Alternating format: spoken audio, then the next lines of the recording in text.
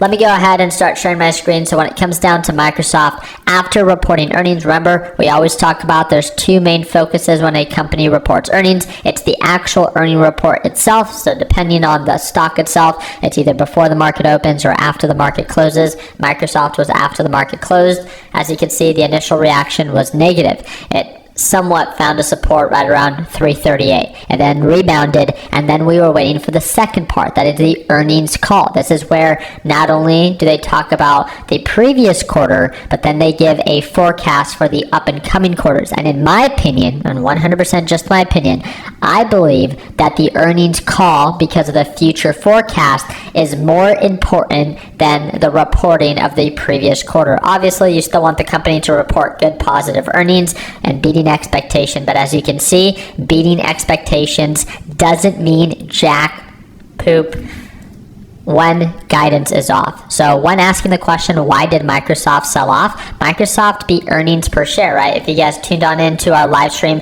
Microsoft's earnings per share was $2.69 per share with the expectation of $2.55 a share. And then it also beat revenue at $56.2 billion with the expectation of $55.44 billion. So why did it sell off? Very, very simple.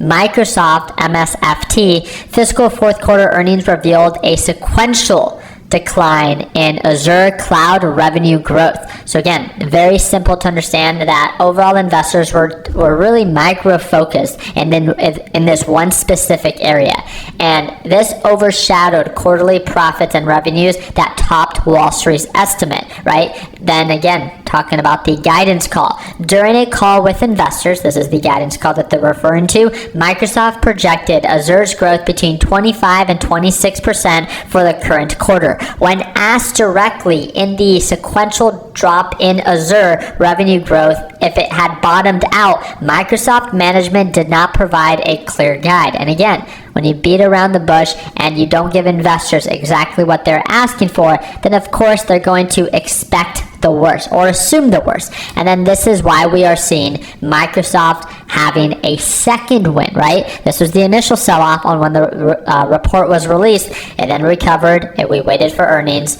the actual earnings call. It gapped up and then gapped right back down. I guess they didn't say AI enough times. I don't know if you guys tuned on into Google's earnings call, but this one, literally every other sentence had the word AI, and Google beat expectation, and also they announced that their CFO now is becoming their CEO or overall executive. So that's some exciting news. And again, Google's market cap right now is at 1.55 trillion. So that one, now that we talked about Microsoft and what happened for it to cause it to sell off, I want to remind you, tomorrow, which is July 26th on Wednesday, after the market closes, Meta is going to be reporting earnings. Meta has a market cap of $754 billion, but one thing that might be more important and that we might see the market trade sideways leading up to it is at 2 p.m. Eastern Time, there is going to be an FOMC meeting which is going to announce an interest rate hike or an interest rate pause. But according to the Fed Rate Monitor tool, there is literally a 98.3% probability that the Federal Reserve is going to be raising interest rates a quarter of a basis point.